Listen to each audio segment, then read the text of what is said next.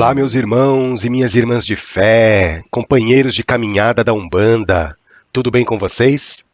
Hoje eu tô gravando esse episódio aqui batendo os dentes de frio. Noite gelada aqui em São Paulo. Finalmente parece que o inverno chegou com força. Sejam bem-vindos ao podcast Alma de Poeta. Esse é o 40º episódio da nossa série. Meu nome é Evandro Tanaka, eu sou médium umbandista. E aqui a gente conversa sobre espiritualidade, sobre Umbanda, sobre mediunidade. E de vez em quando eu coloco também umas poesias passadas pelo meu querido guia espiritual, um preto velho que se apresenta com o nome de Pai Antônio.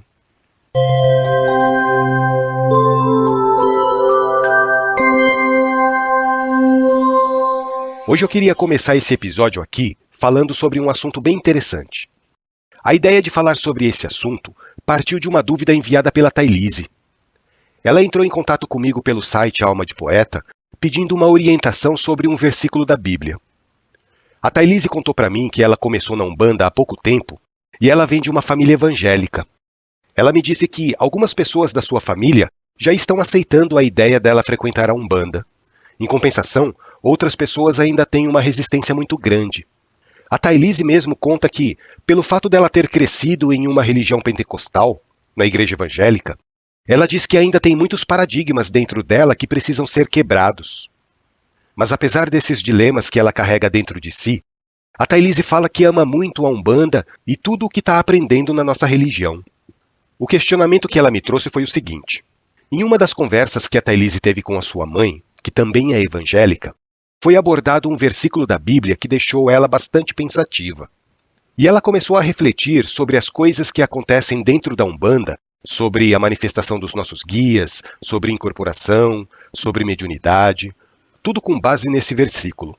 Ela começou a enfrentar o dilema se é certo ou errado a comunicação com o plano espiritual, justamente por causa de um versículo da Bíblia.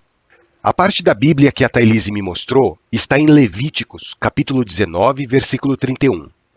Basicamente, segundo a interpretação que ela me passou, esse versículo proíbe de consultar os mortos e os feiticeiros. E é sobre isso que eu quero falar com vocês hoje. Antes de mais nada, eu queria agradecer a Thailise, minha irmã de fé, por ouvir o nosso podcast, por entrar em contato com a gente. Thailise, eu fico muito feliz de saber que o Alma de Poeta está contribuindo um pouco nessa sua caminhada pela Umbanda. Com o tempo, você vai perceber que a nossa religião é muito rica e cheia de fundamentos. Tudo tem uma explicação na Umbanda. O motivo por que a gente faz determinados rituais, o motivo pelo qual a gente usa a roupa branca, o motivo pelo qual a gente acende velas, faz oferendas, toma banho de ervas, o motivo pelo qual a gente faz preceitos. Como diz um ponto cantado, a Umbanda tem fundamento e é preciso respeitar. E a comunicação com o mundo espiritual faz parte dos fundamentos da Umbanda, né? A comunicação tem um objetivo, tem um porquê. E vocês sabem qual é o objetivo da manifestação da espiritualidade na Umbanda?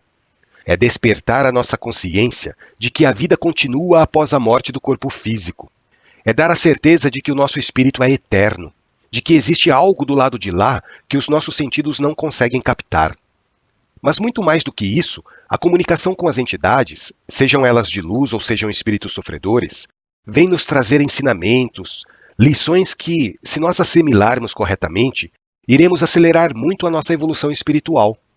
Quantas e quantas pessoas eu já conheci que, graças à Umbanda, hoje têm a certeza de que a vida continua do lado de lá.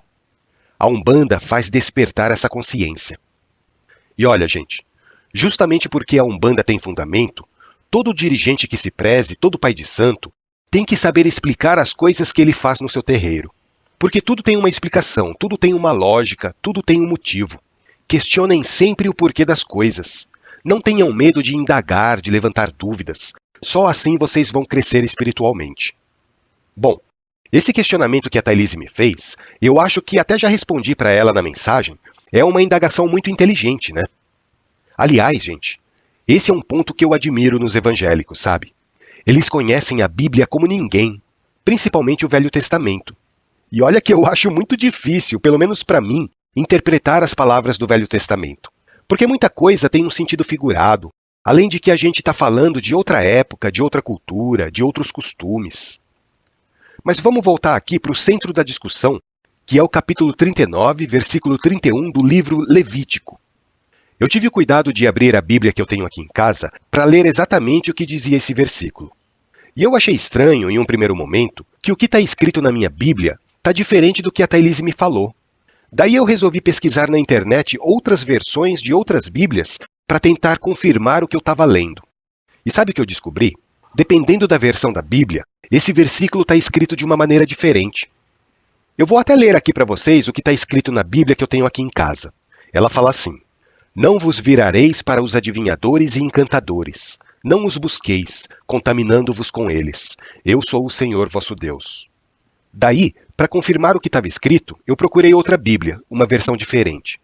E essa Bíblia que eu encontrei fala mais ou menos o que a mãe da Thailise argumentou. Essa outra versão fala assim: Não vos voltareis para os que consultam os mortos, nem para os feiticeiros. Não os busqueis para não ficar descontaminados por eles. E para tirar a prova dos 9, eu procurei uma terceira versão. E eu até comentei com a Thailise que eu achei muito engraçada essa versão, porque ela substituiu a palavra feiticeiro pela palavra médium. Como se fosse sinônimo uma coisa da outra, né? Não tem nada a ver. Nessa outra versão, o mesmo versículo fala assim: Não recorram aos médiuns nem busquem a quem consulta espíritos, pois vocês serão contaminados por eles. Vocês percebem a diferença que existe de uma Bíblia para outra? Qual será que está certa? Qual será que é a mais fidedigna? Nessa última versão, eu achei engraçado porque ela fala assim: Não recorram aos médiuns nem busquem a quem consulta espíritos. Ora, gente, para quem já estudou um pouquinho de espiritismo, sabe que a palavra médium só surgiu a partir do ano 1857, com Allan Kardec.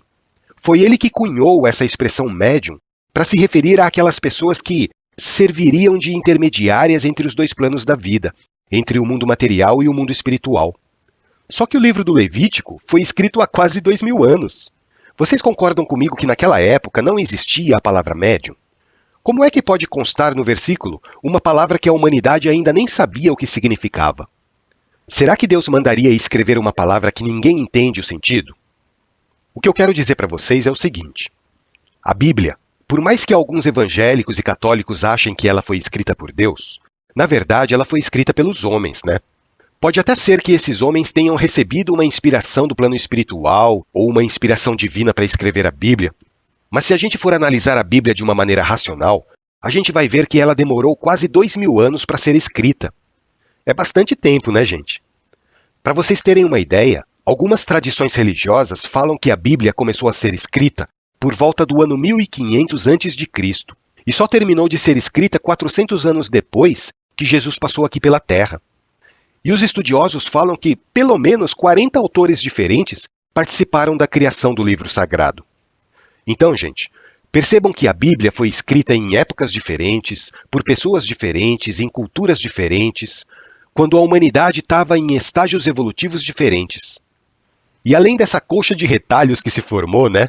Porque a Bíblia nada mais é do que a compilação de textos de diversos autores, ainda por cima, ela teve muitas traduções, uma tradução em cima da outra. Se a gente tomar como exemplo o Novo Testamento, vocês vão ver que ele foi traduzido originariamente do aramaico para o grego, porque o aramaico era o idioma falado por Jesus naquela época.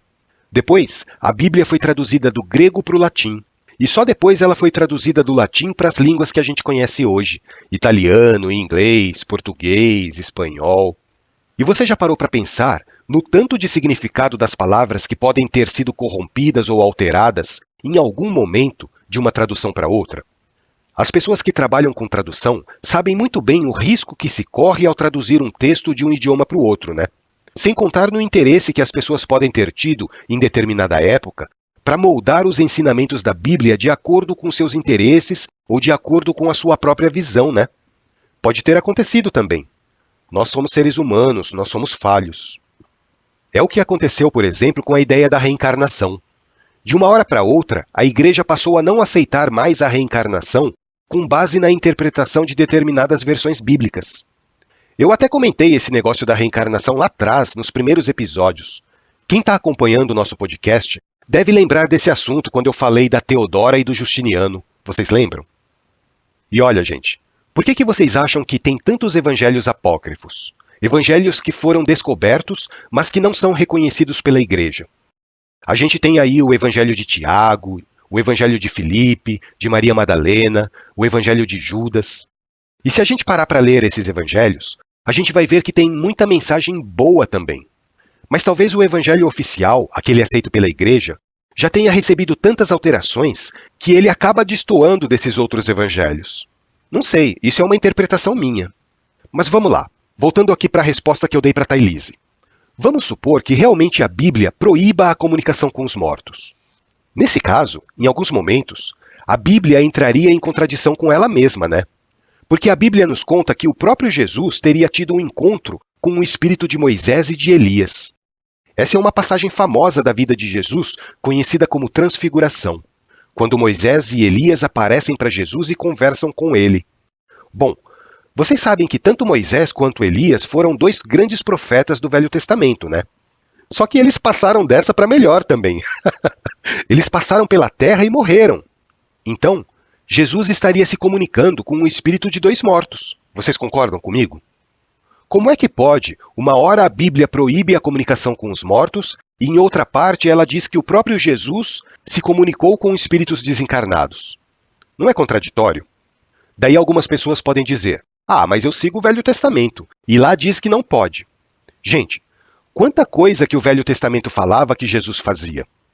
Por exemplo, o Velho Testamento fala que não se pode trabalhar no sábado, porque sábado é o dia que Deus tirou para descansar. Então nós deveríamos consagrar esse dia a Deus, se fosse pela interpretação do Velho Testamento. Só que Jesus não estava nem aí, ele ignorava esse mandamento. Ele continuava pregando, fazendo milagres, curando, independente de ser ou não sábado.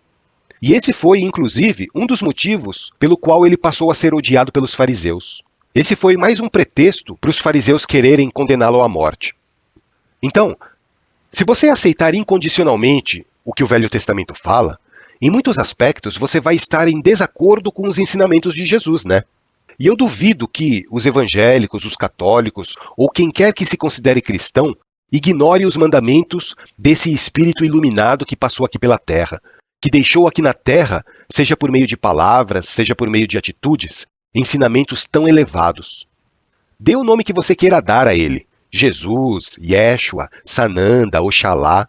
Nós estamos falando do mesmo ser espiritual, uma entidade evoluída que passou pelo mundo deixando a sua mensagem de amor. E perceba, Thailise, que Jesus, em toda a sua vida aqui pela terra, ele nunca proibiu a comunicação com os mortos, né? Jesus nunca falou isso. Eu te proíbo de conversar ou de receber comunicações do mundo espiritual. Isso só está escrito no Velho Testamento. O que eu quero que vocês entendam é que a mentalidade da humanidade que vivia naquela época, há 1500 anos antes de Jesus, era muito diferente da mentalidade que nós temos hoje. Porque se vocês fizerem uma comparação, hoje em dia, por exemplo, até de uma geração para outra já muda a maneira de pensar das pessoas, né? Às vezes a geração anterior à nossa tinha uma visão de mundo totalmente diferente de hoje. E da mesma maneira, a geração dos nossos netos vai ter uma visão completamente diferente da nossa. E olha que a gente não está falando nem de séculos, né? A gente está falando de décadas. Quem dirá uma diferença de 3.000 anos? Imaginem o pensamento das pessoas que viviam naquela época. O mundo de 3.000 anos atrás era muito diferente do mundo de hoje. Porque naquela época, as pessoas realmente usavam a comunicação com os mortos para tirar algum tipo de proveito, como acontece até hoje em alguns rituais não religiosos. Na época de Moisés, na época dos profetas do Velho Testamento, as pessoas queriam falar com espíritos para prever o futuro, para saber o que ia acontecer se fizessem determinadas escolhas. Elas tentavam usar informações do mundo espiritual para tirar algum tipo de vantagem. E muitas vezes, elas invocavam os mortos para tentar prejudicar outras pessoas. E qualquer semelhança com o que algumas pessoas fazem hoje não é mera coincidência, viu? Às vezes as pessoas invocavam o espírito dos mortos apenas para matar uma curiosidade. E lógico, né, gente, que nesse caso, pelo conhecimento que a gente tem hoje sobre espiritualidade, sobre mediunidade, a gente sabe que quando o nosso desejo é mesquinho, quando o nosso desejo é egoísta, a gente não vai atrair a simpatia dos bons espíritos. A gente só vai conversar com um espírito tranqueira, que tem os mesmos interesses nossos. Coloquem uma coisa na cabeça. Espíritos evoluídos não perdem o seu tempo para satisfazer a curiosidade de ninguém, tá?